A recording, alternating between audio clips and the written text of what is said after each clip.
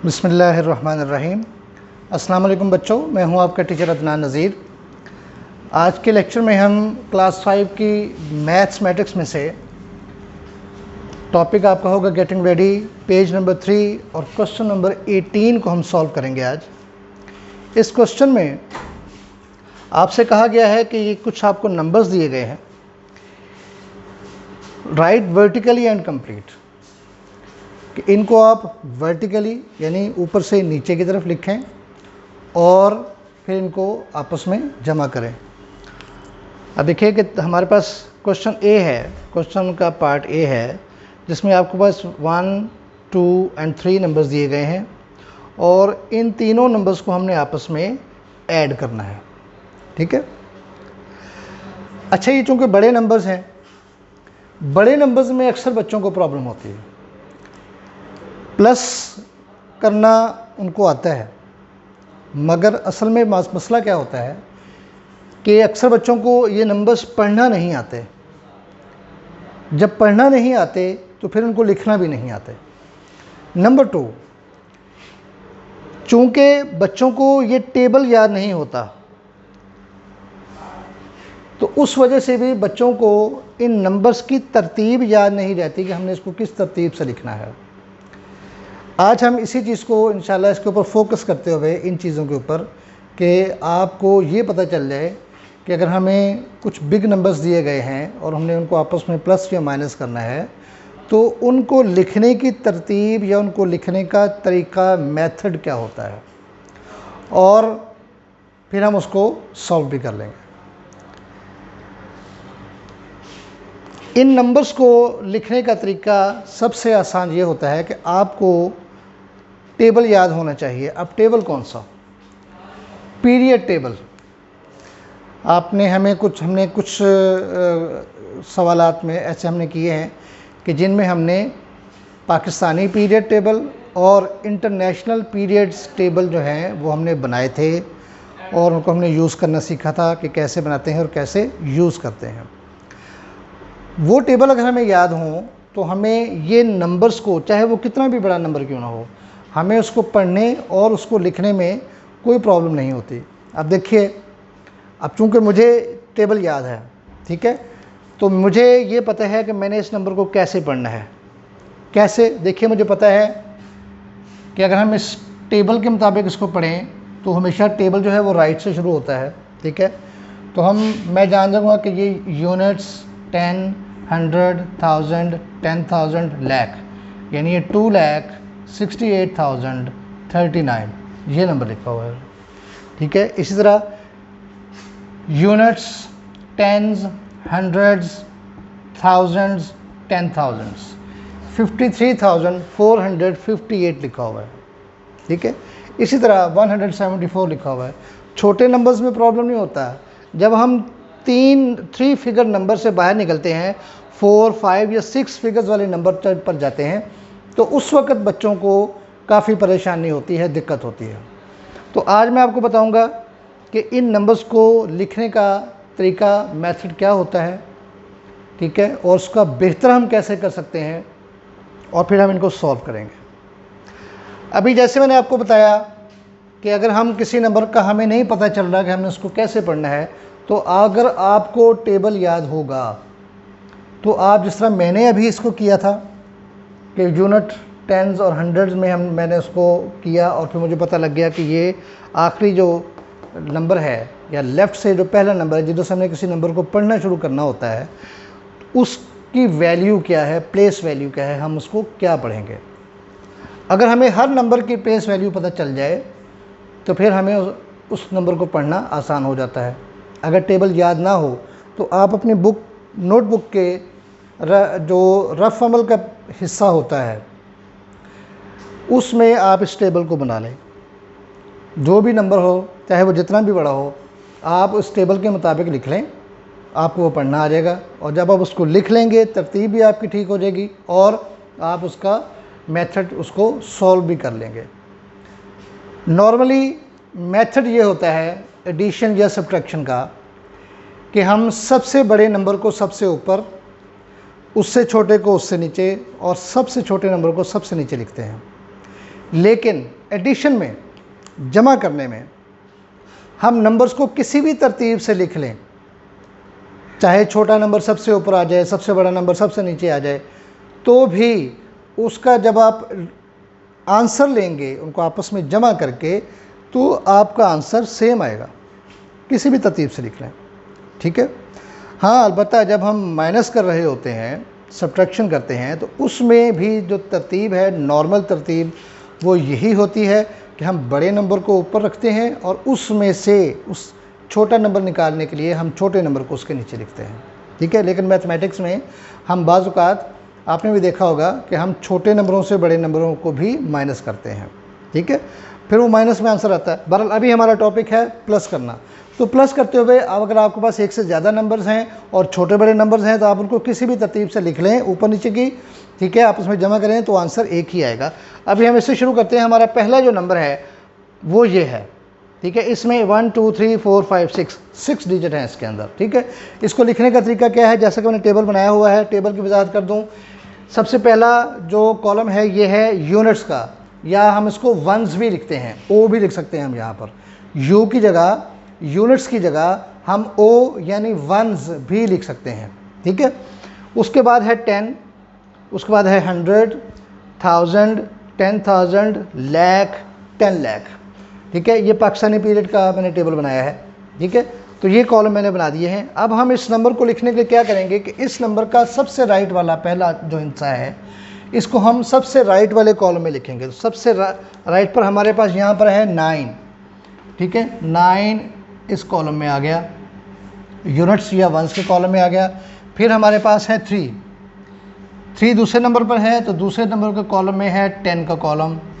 फिर है 0 third column में आएगा 100 के कॉलम में। फिर है 8 चौथे नंबर पर है, तो चौथे नंबर का कॉलम है 1000 का, 8000 के कॉलम में आ जाएगा। फिर 6 है पाँचवा नंबर, और हमारे पास पाँचवें नंबर पे एक कॉलम है 10,000 का, तो 6 10,000 के कॉलम में आ जाएगा। इसके बाद है 2 सबसे आखिरी, और ये हमारे पास 7वें नंबर पे लाख का जो कॉलम है उसके अंदर आ जाएगा। इसको मैं मिटा रहा हूँ आपकी सहूलत के लिए, ताकि आपको कन्फ्यूजन ना हो। ठीक है।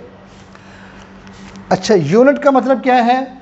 यूनिट का मतलब है 1, 10 का मतलब है 10, 100 का मतलब है 100, 1000, 10,000 एंड 100,000 या 1 लाख, 1 लाख। ठीक है।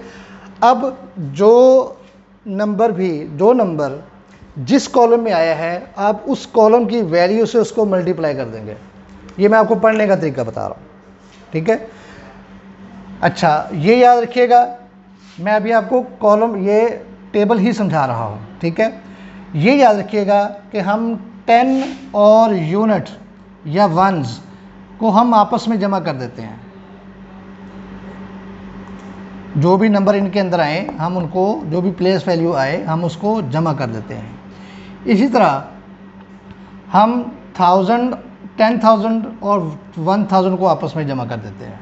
जो भी प्लेस वैल्यू आती है, हम इनको आपस में जमा करके पढ़ते हैं। मसलन यहाँ हमने 60,000 और 8,000 नहीं पढ़ना, हमने 68,000 पढ़ना है।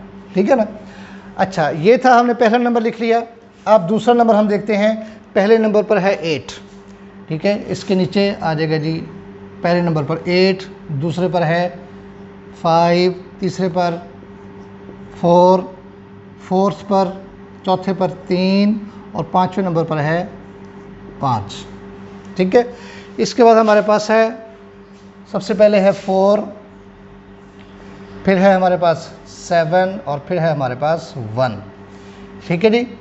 अब देखिए, इस नंबर को अगर हम पढ़ें तो ये लाख के खाने में है ना, 2,68,039। अब चूँकि 100 के खाने में 0 है, तो उसमें 0 की कोई वैल्यू नहीं होती, इसलिए हम उसको, 100 में 0 है इसलिए हम उसको नहीं बोल रहे। हमने पढ़ा 2,68,039। ठीक है।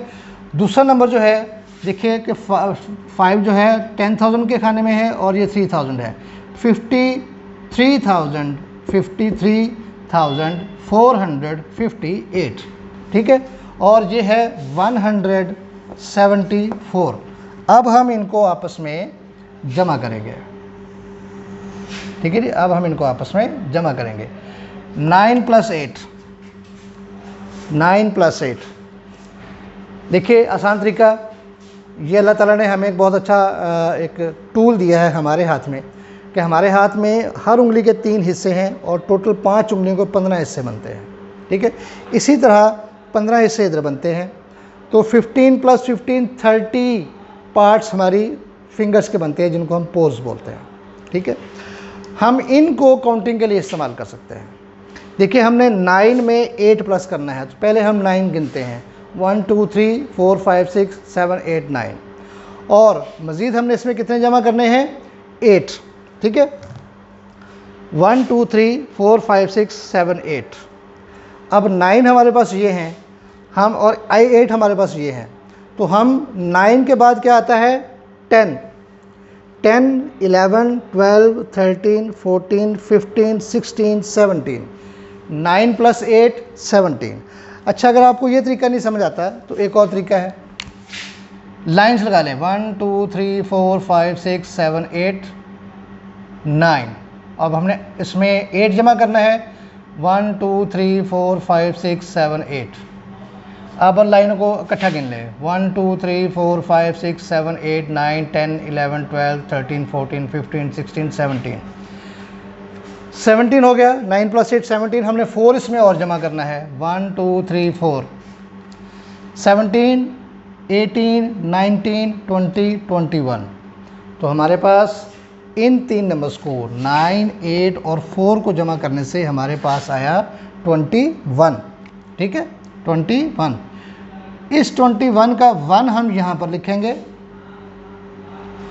और ये जो 2 है इसको हम आगे कैरी कर देंगे अगले कॉलम में, ठीक है। अच्छा, अब हमने 3 5 और 7 को हमने जमा करना है।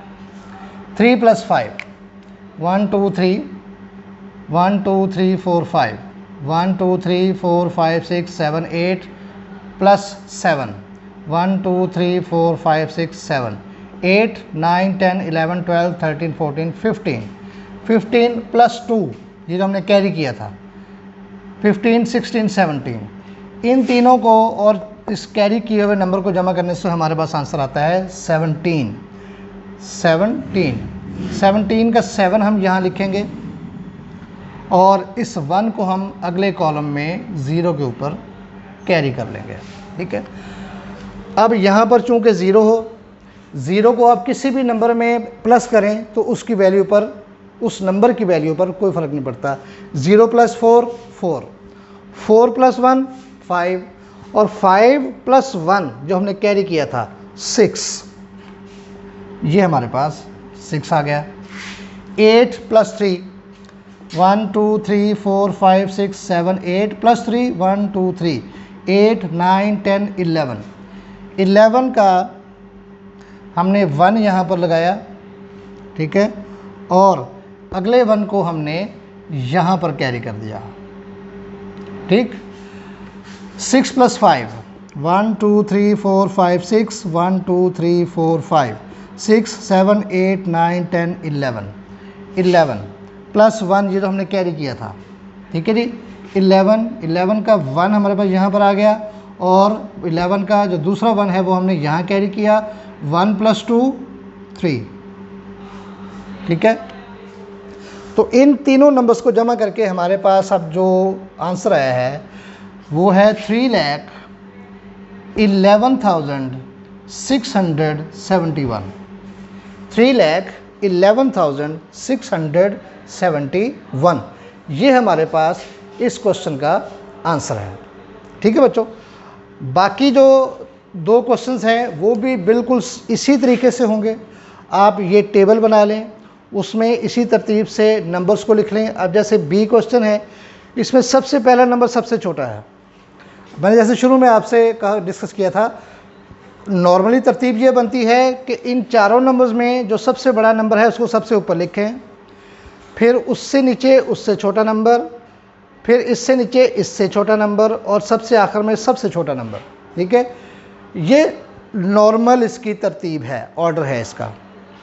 लेकिन अगर आप एडिशन के क्वेश्चन में नंबर्स को अगर हम इसी तरतीब से भी लिख दें जैसा कि दिए हुए हैं और इनको हम ऐड करें तो भी हमारा आंसर सेम आएगा। अगर हम नॉर्मल ऑर्डर में लिखें जो जवाब आता है, दोनों जवाब एक जैसे सेम होंगे, ठीक है। और इसी तरह यहाँ पर है कि हमारे पास पहला नंबर बड़ा है, दूसरा सबसे छोटा है, तीसरा नंबर सबसे बड़ा है, ठीक है, और चौथा नंबर जो है वो उससे भी बड़ा है, ठीक। तो इन नंबर्स को भी आप किसी भी तरतीब से लिख दें, बेशक इसी तरतीब से लिख लें इस टेबल के अंदर और इनको जमा करें तो आपके पास आंसर जो है वो बिल्कुल दुरुस्त आएगा। हाँ, अलबत्ता आपके जमा करने में गलती नहीं होनी चाहिए। जमा करने के लिए मैंने आपको दो तरीके बताए। एक तो अल्लाह ताला ने हमारे हाथ में एक नेचुरल टूल दिया है, ये हमारी उंगलियों के हिस्से, इनको आप इस्तेमाल करें। अगर यहाँ से नहीं हो सकता तो आप इस तरह से लाइंस लगाकर उनको आपस में जमा करके आप उसको बड़े आसान तरीके से आपस में टोटल कर सकते हैं। उम्मीद करता हूँ कि आपको ये तरीका समझ आ गया होगा और स्पेशली जो टेबल है उसको ज़रूर याद रखें, इसकी इतनी प्रैक्टिस करें कि ये आपको ज़ुबानी याद हो जाए, ये हर वक्त आपके जहन में हो कि आपको जहाँ कोई भी नंबर नज़र आए आप फ़ौरी तौर पर उसको मेंटली टेबल्स के अंदर रखें और उसको आसानी से पढ़ लें। ये इसके लिए आपको थोड़ी सी प्रैक्टिस करना पड़ेगी, थोड़ा सा जहन को लगाना पड़ेगा, इसको याद करना पड़ेगा टेबल को, तो इंशाल्लाह ताला आपका सारा मसला जो है वो हल हो जाएगा। अगले लेक्चर में इंशाल्लाह नए क्वेश्चन के साथ हाज़िर होऊंगा। तब तक के लिए इजाज़त चाहता हूँ। अल्लाह हाफ़िज़।